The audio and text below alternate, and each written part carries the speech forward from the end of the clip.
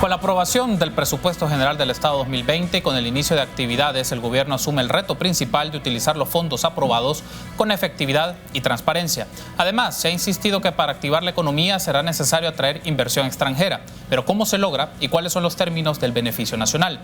Otro eje sustantivo para las finanzas públicas es el manejo sostenible de la deuda externa, y eso implica variables como reformar el sistema de pensiones, así como lograr ajustes fiscales y mejores condiciones de pago a las tasas de interés. En definitiva, sobre el estado de las finanzas públicas hablaremos esta noche con el ministro de Hacienda. Iniciamos 8 en punto.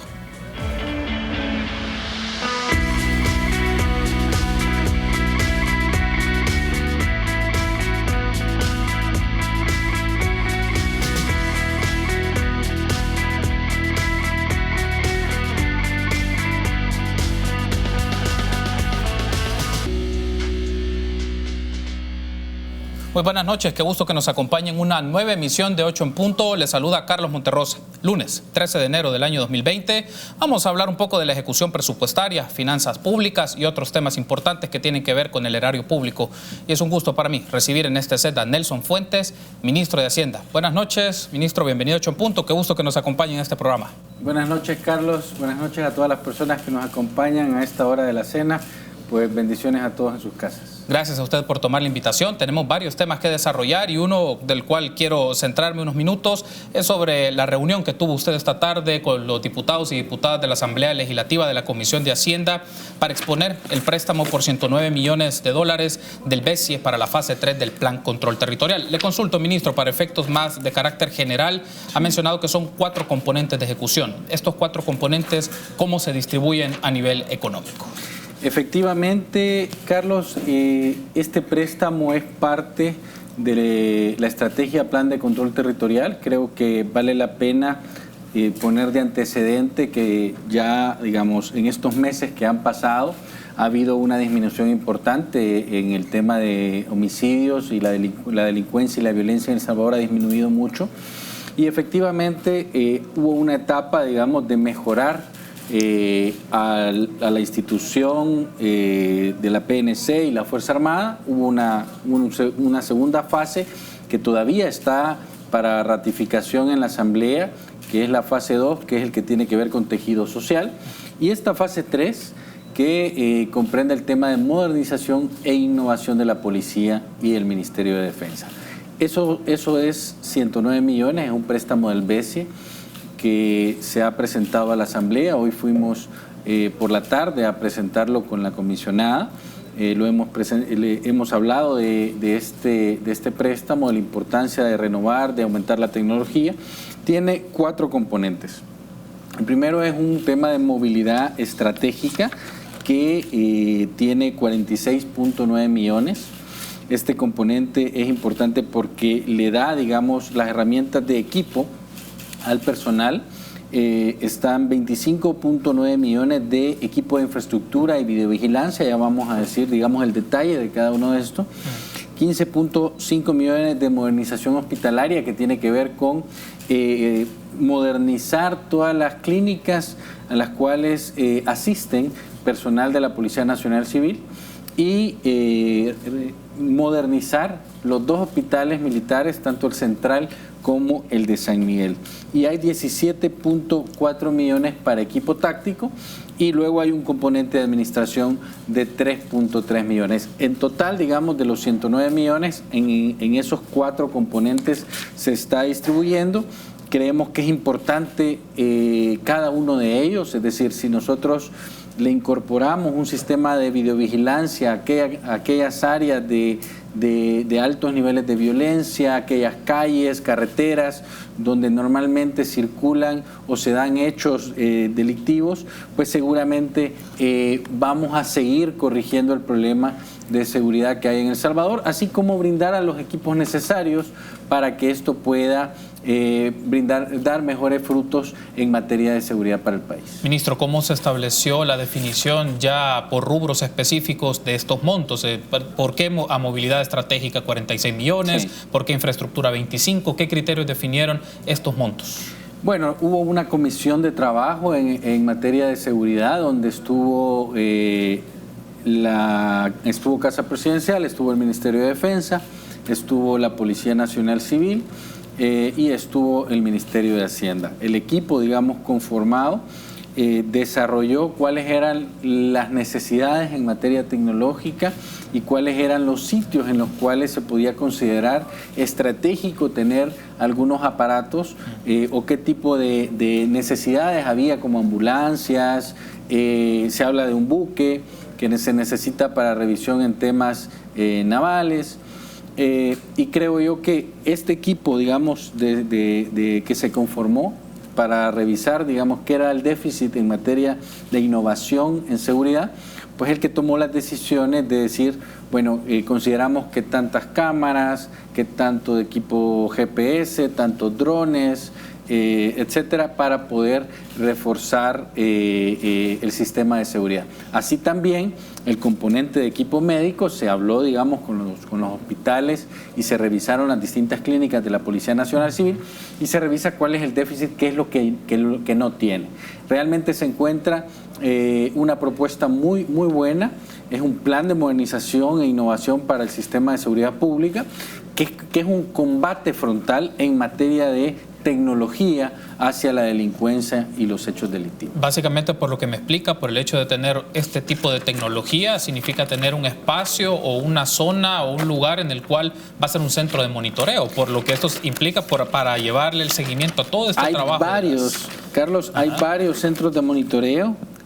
Si me permites que los televidentes escuchen, San Salvador va a tener un centro de monitoreo y ese centro de monitoreo va a monitorear 1.110 cámaras. Mexicanos va a tener centro de monitoreo, Apopa, Soyapango, Ilopango, San Martín, Colón, San Marcos, Ciudad Delgado, San Miguel, Santana, Huachapán, Sonsonate, Usulután, La Unión, Cojutepeque, Chalatenango, San Vicente, Zacatecoluca, Sensuntepeque, San Francisco de Otera. En todos esos municipios va a haber un centro de monitoreo y cada centro de monitoreo va a tener un número de cámaras designadas. En total va a haber 4.075 cámaras que van a estar, que son parte de la inversión del sistema de videovigilancia. Uno de los aspectos que aparece con la discusión que se hace sobre el financiamiento de programas de política pública, en este caso de seguridad, ministro, es la estrategia usted me dirá si no es así, se busca aprobar el financiamiento en la Asamblea Legislativa y sobre la marcha van a salir ya proyectos mucho más específicos para su uso, o ya están definidos los proyectos y lo que se espera ya es la aprobación del dinero. Este préstamo es para equipo. Es decir, aquí no hay que se va a hacer un hospital médico para la PNC nuevo. No. Es decir, ya están las clínicas que se van a trabajar, ya están los 2 hospitales, se van a intervenir alrededor de 20 clínicas en Soyapango, en Mexicano, San Salvador Centro, San Salvador Norte, Apopa, San Marcos, Tránsito, Santa Tecla, Lourdes, Santana, Huachapán, Sonsonate, Chalate, Cuscatlán, Cabañas, San Vicente, La Paz, Usulután, San Miguel, Morazán y La Unión. Es decir, en todos esos municipios existe una policlínica, una clínica médica de la PNC y ya están destinados, digamos, los equipos que se van a mejorar para cada uno de esos. Yo creo que los 2 componentes le dan fortaleza y le dan prioridad a nuestros agentes de la Policía Nacional Civil como a nuestros agentes del Ministerio de Defensa, ¿no? Un aspecto aquí, ministro, y cerraría este tema, luego hablamos de otros que son importantes de la Hacienda Pública, como usted menciona. Este monto, este financiamiento, estos 109 millones, aspectos técnicos para el trabajo de la policía y de la Fuerza Armada. Pero aparece el tema, esto es solo para que inicie, pero para el mantenimiento de este equipo, ¿esto va a requerir un financiamiento adicional o está considerado en la instalación y mantenimiento del equipo por un periodo específico de tiempo? ¿Qué es lo que hay que hacer? Por ahora hay que comprar la inversión, hay que invertir en esta nueva tecnología, en estos aparatos médicos, en estos aparatos de seguridad. Se están comprando 2 helicópteros, uno para el PNC y uno para el Ministerio de Defensa, y el gasto corriente tendrá que ir en los presupuestos de cada año. Ok, ahora, hago la transición a otro de los temas que es importante. Quería preguntarle sobre esto, porque ha estado en debate el tema de los transportistas, el tema del subsidio al transporte público, y ha sido una de las discusiones que se dio al cierre del 2019 y los primeros días del 2020. Según las declaraciones del ministro de Obras Públicas, hasta la semana pasada se sumaban 224 unidades que se les quitaba la subvención porque no estaban operando. Básicamente, el tema es qué implicaciones tiene para la hacienda pública este tipo de prácticas. Bueno, para la hacienda pública lo que trae consigo es que se disminuye el gasto corriente para pagar el subsidio. El subsidio está presupuestado. Se proviene de una fuente de ingresos que se llama contribución al transporte, que es el COTRANS. Entonces, con el COTRANS se paga el subsidio al transporte. Si hay menos gastos, seguramente va a haber un ingreso disponible para la contribución al transporte público, no para otro gasto. Es decir, va a existir al final del año un ahorro en lo que no se gaste para pagar el subsidio. O sea, el ingreso tiene un destino específico porque es una contribución especial, no es parte del Fondo General de la Nación. Como contribución especial, tiene un destino que es contribuir al subsidio al transporte. Sí. Y todo lo que sea subsidio al transporte, para eso se destina ese ingreso. ¿Qué trae para la hacienda? Una disminución de gasto. Hay un aspecto aquí relevante porque se discute el hecho que los transportistas puedan cobrar un subsidio o por el cual no están operando las unidades, y por eso el Ministerio de Obras Públicas ha ido básicamente a revisar qué tipo de unidades no lo están haciendo para quitárselas. Yo creo que el ministro de Obras Públicas está haciendo muy bien su trabajo.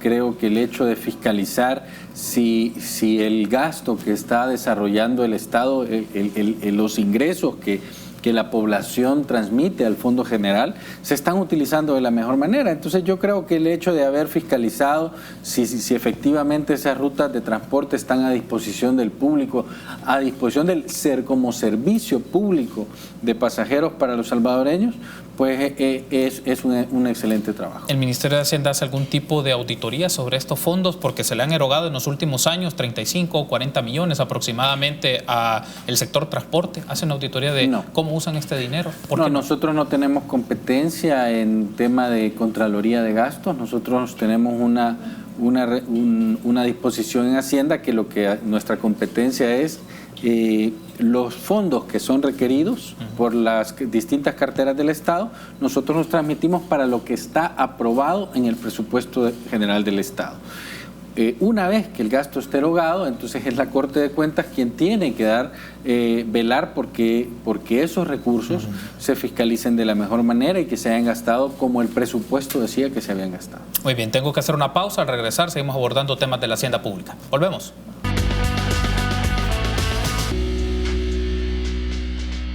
Gracias por seguir junto a nosotros en 8 en Punto. Estamos platicando esta noche del lunes 13 de enero del año 2020 con Nelson Fuentes, ministro de Hacienda. Ministro, hablemos un poco del presupuesto 2020. Se cumplió el objetivo de aprobarse en tiempo para poder hacerlo efectivo ya desde el primer día de este año.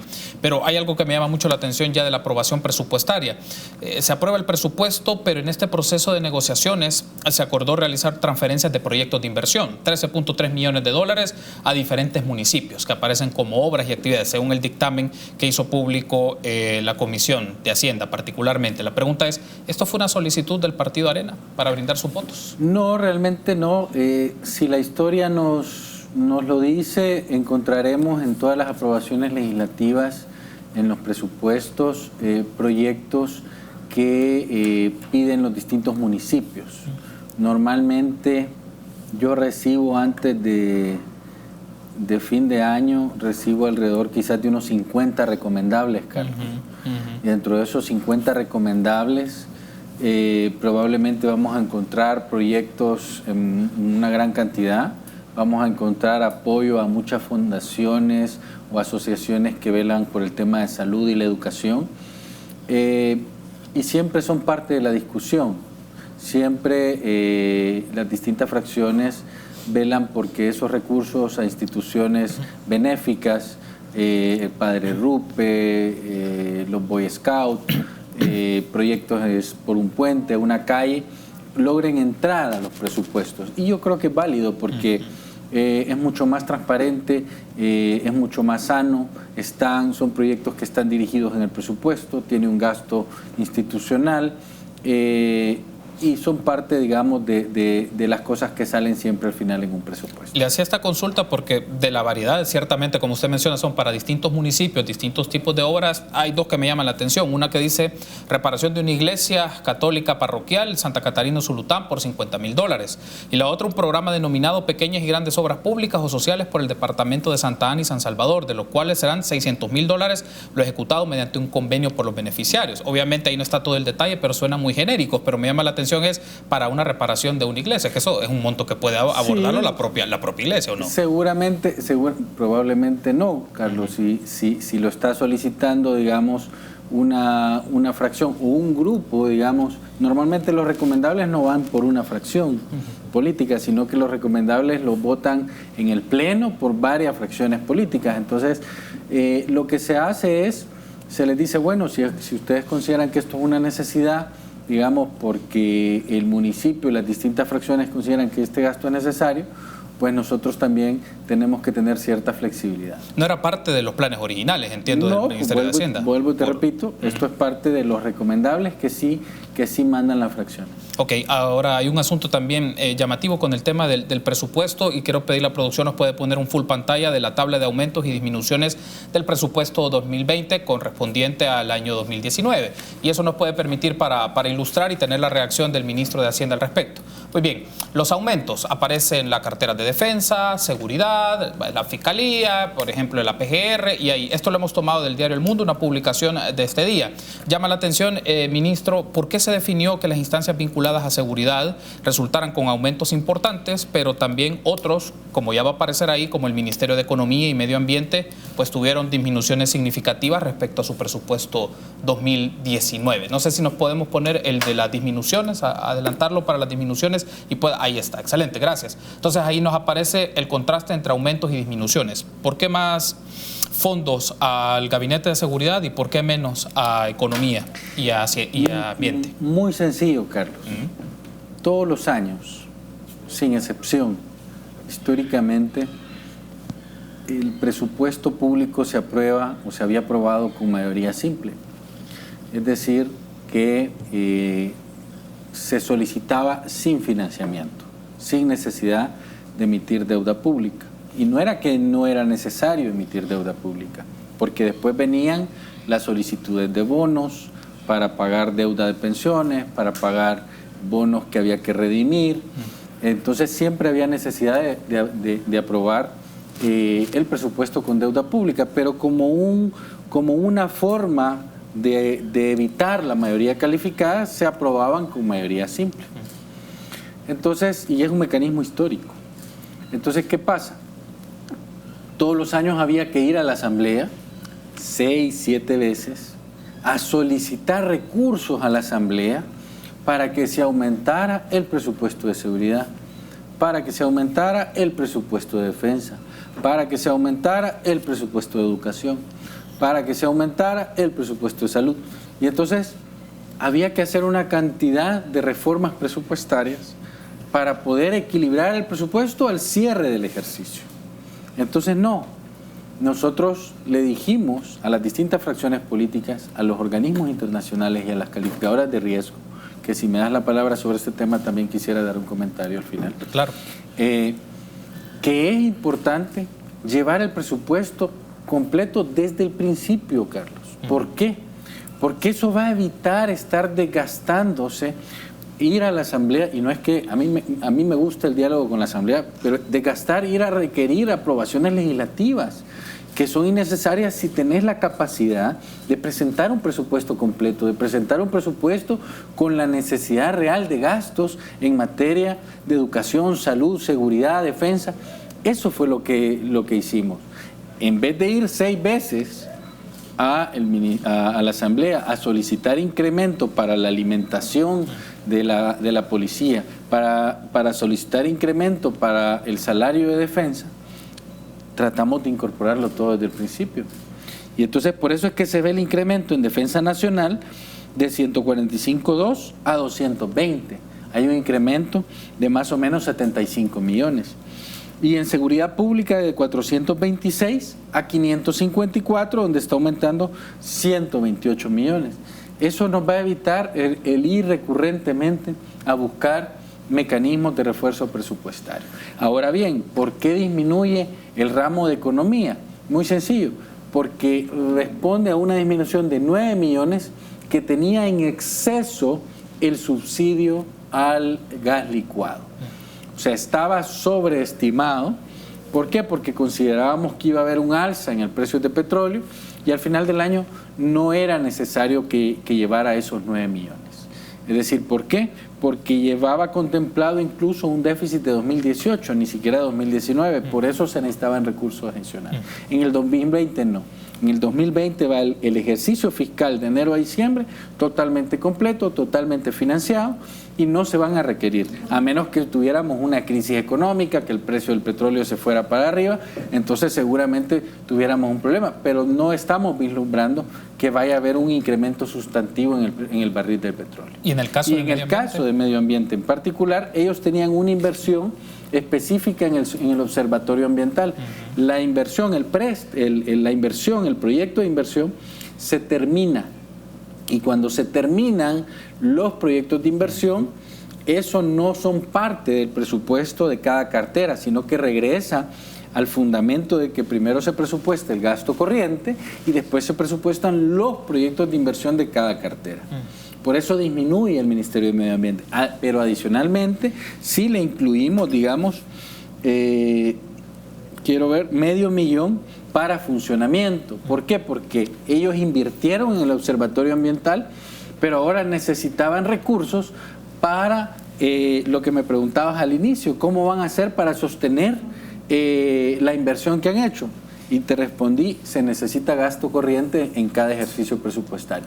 Por eso se le incluye al Ministerio de Medio Ambiente $500,000 como gasto de funcionamiento para sostener el observatorio, que es en lo único que incrementa y disminuye 4 millones en inversión. Por la explicación entonces que me ha hecho, ministro, podemos decir que en este año 2020 ¿va a ser menos o va a llegar lo menos posible el gobierno a solicitar reorientaciones o aumentos de carteras porque ahora está presupuestado lo que se necesita para el 2020? Para el ejercicio 2020 sí está presupuestado. La única entonces visitas, por decirlo de esa manera, es justificar préstamos o justificar alguna fuente de financiamiento adicional, pero no para solicitar reorientaciones ni tampoco amplitud de presupuestos. Reorientaciones es posible que siempre existan, es decir, el presupuesto siempre se puede mover por alguna necesidad, la que sea, no sabría decir cuál, pero si hay necesidad de ir a la Asamblea lo vamos a hacer. Esperemos ir lo menos posible, no porque yo no quiera hablar con los amigos y colegas diputados, ¿verdad? Pero realmente hemos tratado de hacer lo mejor posible con este presupuesto. Hay que mejorar mucho, el próximo año seguramente vamos a entrar por resultados, cambia la dinámica del formato de presupuesto en 2021, y año con año el presupuesto se va afinando. Muy bien, ahora otro de los temas, ministro, no quiero pasarlo por alto también porque ha sido parte de la discusión en medios y para eso pedir la producción nos puede poner un full pantalla de unos titulares de Diario El Mundo que tienen que ver con el tema previsional, el tema de las pensiones, que es uno de los asuntos también que interesa mucho a la ciudadanía. Nos lo pueden poner en pantalla. Muy bien, Asamblea abierta a liberar ahorros de los cotizantes de AFP. Este es un titular de este día y también esta nota también de Diario El Mundo. Reforma radical de pensiones no logrará apoyo en Asamblea, según lo ha mencionado el presidente de la República. Ministro, se conoció entonces que el gobierno está preparando una propuesta para dejar de utilizar el fideicomiso de obligaciones previsionales, el FOP, y que las cuentas de ahorros individuales sean utilizadas para la inversión. Para hacerlo de conocimiento de los ciudadanos, ¿en qué consiste esta propuesta? ¿Y cuáles serían sus ventajas, en principio, y sus riesgos? Bueno, yo creo que de forma general, Carlos, debo hacer ver que sí, el presidente efectivamente, como lo mencionó en la conferencia de prensa del plan económico, del PE económico, está hablando de trabajar una reforma integral al sistema de pensiones. Creemos que es importante ahora trabajar desde un punto de vista social, es decir, en qué medida podemos fortalecer y mejorar el sistema de pensiones, pero también el presidente es muy claro en decir, si nosotros presentamos una reforma fuerte, estructural al sistema de pensiones, lanza una pregunta y es, ¿tendremos los votos para poder aprobar una reforma previsional estructural o no, ¿verdad? ¿Qué es lo que está pensando la parte política en este tema. Y yo he visto, digamos, 14 propuestas que han presentado las fracciones políticas. No quiero decir que todas son buenas o todas son malas, eso depende de los puntos de vista. Lo que sí puedo decir es que todas incrementan actuarialmente el gasto. ¿Por qué? Porque ninguna maneja una fuente de ingresos. Entonces yo creo que esas son parches que no resuelven el problema. Resuelven un problema de aquí a un año. Las 14. En su mayoría sí. Sí. ¿Por qué? Porque tienen otro sentido, Carlos, y no quisiera entrar ya al sentido político porque no es mi prioridad hacerlo de esa forma, sino velar porque efectivamente si se va a reformar el sistema de pensiones sea un cambio que realmente fortalezca el sistema de pensiones en su globalidad, pero sobre todas las cosas que tengan un impacto social, porque estamos claros que ha habido un déficit muy grande en ese sentido y que ahora pues el presidente ha tomado la batuta y decir, bueno, vamos a hacer una evaluación, vamos a hacer un diagnóstico, vamos a trabajar por una buena reforma y cuando sea el momento pues seguramente él nos dará, digamos, las indicaciones para poder llevarlo a la Asamblea. Muy bien, ministro, tengo que hacer una pausa, al regresar seguimos abordando otros temas. Volvemos.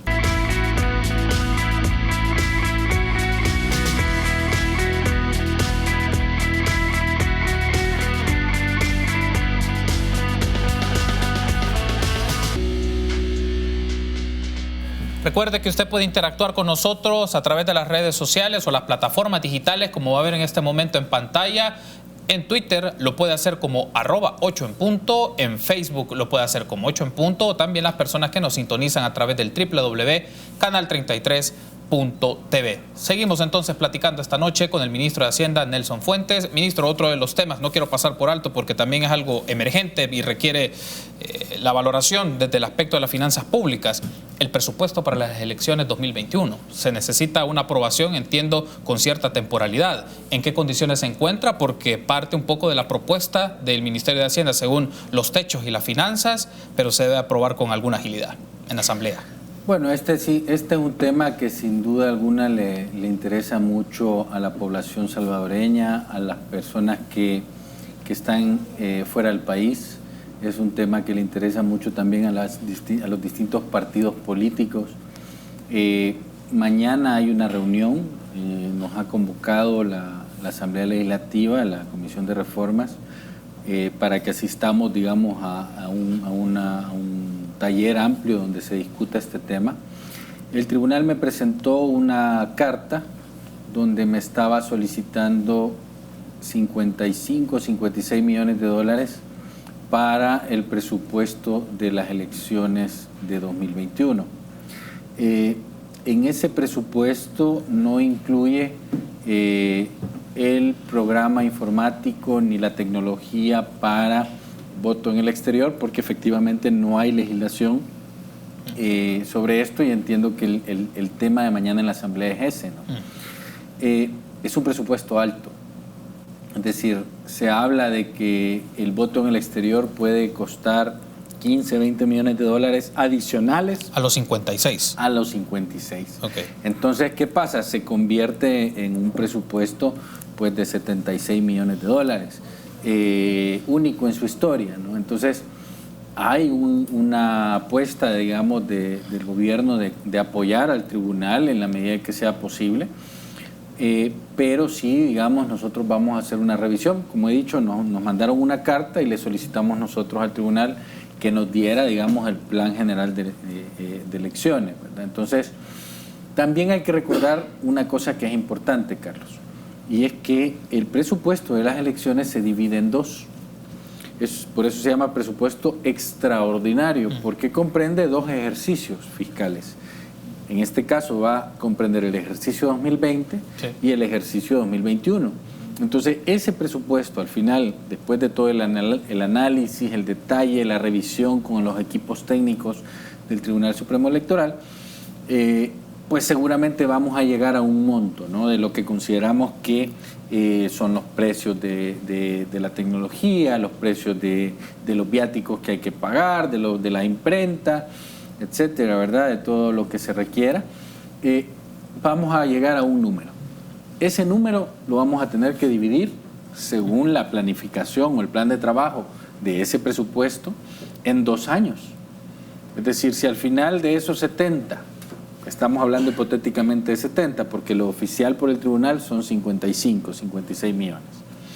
De esos 55, llegamos a una cifra, digamos, 50, 40, probablemente vamos a tener que preguntarnos después cuánto de esos recursos son los que se requieren para el ejercicio 2020 y cuánto para el ejercicio 2021. Para el ejercicio 2020, el Ministerio de Hacienda tiene una contingencia reservada para ese gasto, ¿ya? Que tenemos, digamos, calculado un monto que dejamos, digamos, de ingresos para presupuestar esa zona del presupuesto extraordinario de las elecciones. Y para el ejercicio 2021, en el presupuesto 2021 tendrá que ir la segunda parte, es decir, la diferencia que hay que cubrir para cumplir con las elecciones de febrero, del 28 de febrero. Si lo vemos en función de las posibilidades financieras que tiene el Estado, ministro, ¿cuál es el techo, el máximo que dispone para brindar? Digamos, usted menciona 56, pero claro, las ofertas o las propuestas pueden variar también por el tipo de tecnología y la implementación del voto en el exterior, que también va a requerir un financiamiento. Pero si lo vemos así, como lleva usted las cuentas de las finanzas públicas, ¿cuál es el techo? ¿Hasta dónde pueden llegar? Es difícil para mí decírselo ahora, Carlos. Tampoco quisiera ponerle un número al tribunal para decir, mire, tanto le vamos a dar en el 2020. No, ¿verdad? O sea, yo creo que hay que hablar técnicamente, hay que revisar las cifras y seguramente vamos a tener que llegar a un entendimiento sobre el tema de prioridades, Carlos. Es decir, ¿cuál es la prioridad?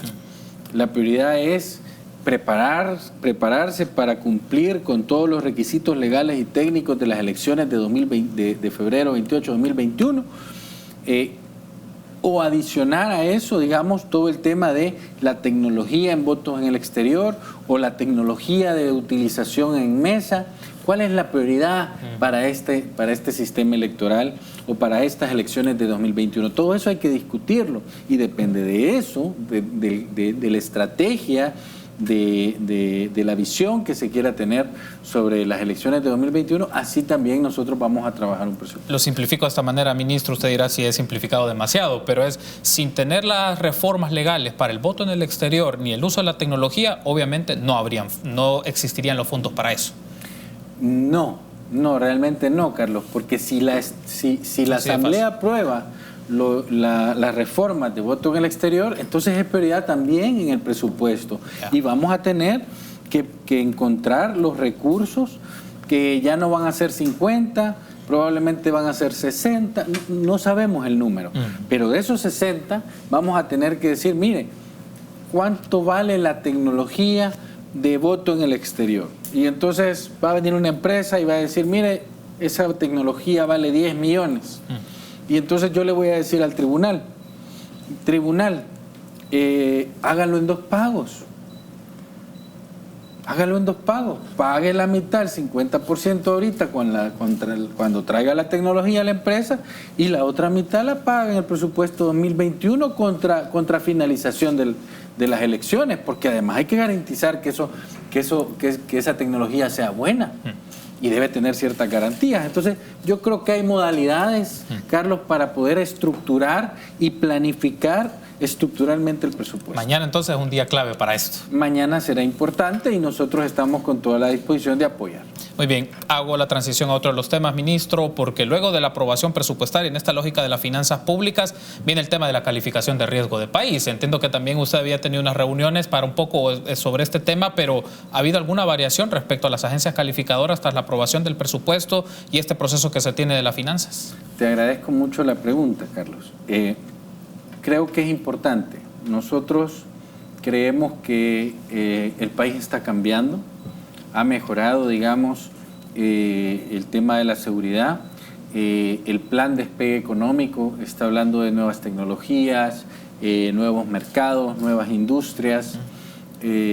Estamos hablando de reforzar los sistemas educativos, estamos hablando de facilitar y disminuir los trámites para que una inversión nueva entre al país o para conceder los permisos. Entonces, tenemos varios aspectos, Carlos. El tercer trimestre de la economía en 2019 creció 2.7 y se espera que el cuarto trimestre sea muy parecido al tercero. Mejoró el clima de inversión y ahí creo que es indiscutible que hay una mejora en el sector empresarial que siente mayor posición de que El Salvador puede mejorar. El tema de la seguridad también disminuye en los niveles de homicidios, la percepción de la población es mucho mejor porque hay una estadística también que es clara, que es histórica. Tenemos unas finanzas públicas que están sanas, que no tenemos un problema de default, que no vamos a caer en riesgos, a menos que, digamos, entráramos a un desastre natural, que Dios mediante no suceda, ¿verdad? Y que tuviéramos contingencias que llevar a cabo. Tenemos un presupuesto aprobado con mayoría calificada que garantiza la deuda pública del próximo año, el pago de los compromisos y obligaciones generales del Estado. Y tenemos como aprobación legislativa un ejemplo claro, palpable, de disminución en la polarización política. Y todos esos son los factores que ven las calificadoras de riesgo, aunado a que tenemos un sistema financiero líquido, fuerte, robusto. Y eso, digamos, es bueno para el país. En ese sentido, con esas variables, nosotros le mandamos a las tres calificadoras de riesgo una notificación con las explicaciones, con las respuestas, digamos, de las dudas que tenía el Fondo Monetario Internacional con respecto a la aprobación del presupuesto. Y les decimos, creemos que es el momento de recalificar a El Salvador y les pedimos que hagan una nueva evaluación.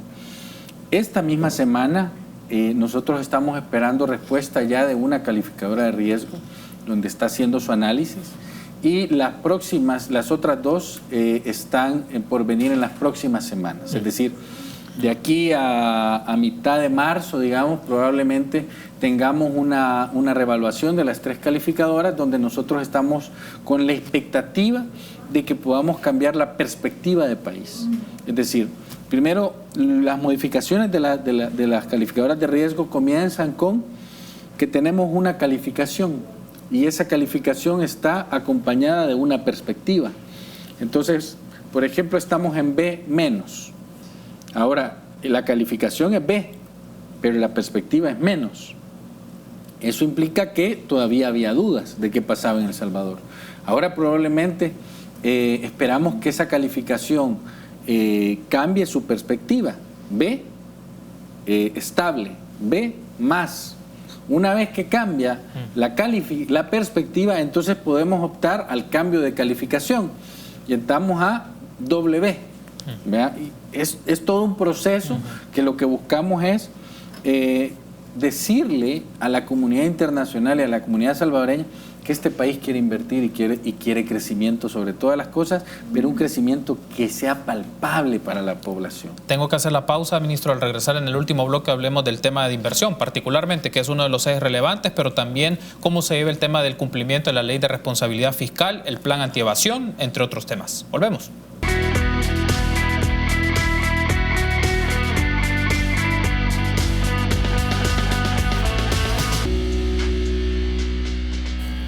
Último bloque de esta plática que tenemos con el ministro de Hacienda, Nelson Fuentes. Queremos pedir la producción, nos puede poner un BTR, unas declaraciones que nos brindó Rommel Rodríguez, economista de Funde, que estuvo hace unos días acá con nosotros sobre el tema de las inversiones o la atracción de inversiones por parte del gobierno. Escuchemos. He escuchado en las últimas entrevistas al señor ministro de Hacienda hablando de 1.600 millones de dólares, digamos, siendo optimista para este año 2020, ¿no? ¿Cuánto es 1.600 millones de dólares de un Producto Interno Bruto que se prevé que sea para este año 27.000 millones de dólares? ¿Verdad? O sea, es un poco menos del 6% del PIB. Eso, pues, es una cantidad grande, pero es insuficiente. De acuerdo. O sea, sí es una cantidad fuerte cuando uno la escucha nominalmente, pero como proporción del producto, no. Entonces si queremos mover la economía, definitivamente tenemos que encontrar un mayor compromiso de parte del Estado, digamos, para complementar esos 1.600 millones y también del mismo el Estado, digamos, para incrementar el gasto social, ¿no? Bien, en función de esas declaraciones, ministro, le consulto, ¿cómo se logran inversiones sostenidas, pero también significativas a nivel social? Retomando un poco la lógica de lo que mencionaba el economista Rommel Rodríguez. Bueno, yo creo que aquí vamos a hablar de inversión a dos niveles, Carlos. Primero, hay que tener la claridad que este país, sobre todas las cosas, necesita fuentes de empleo. Necesita fuentes de empleo, un trabajo digno y necesita fomentar inversiones para que este país crezca. Y tiene que crecer a dos niveles. El primer nivel es, o digámoslo así, un crecimiento de corto plazo y un crecimiento de largo plazo.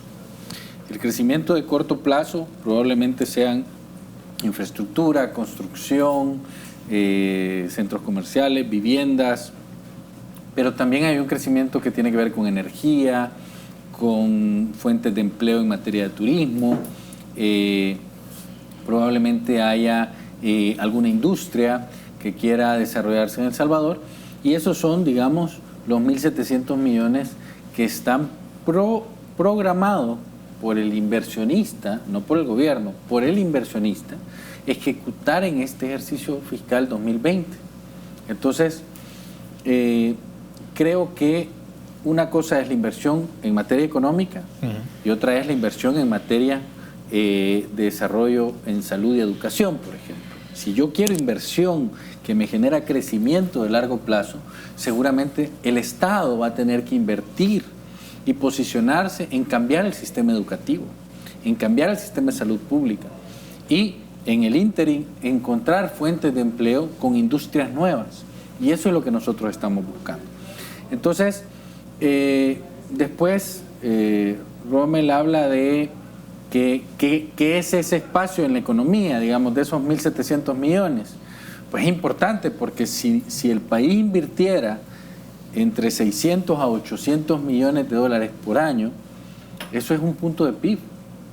Y el estudio del Banco Central dice que la economía en los 5 años debería de invertir más o menos 2.500 millones de inversiones nuevas, totalmente nuevas.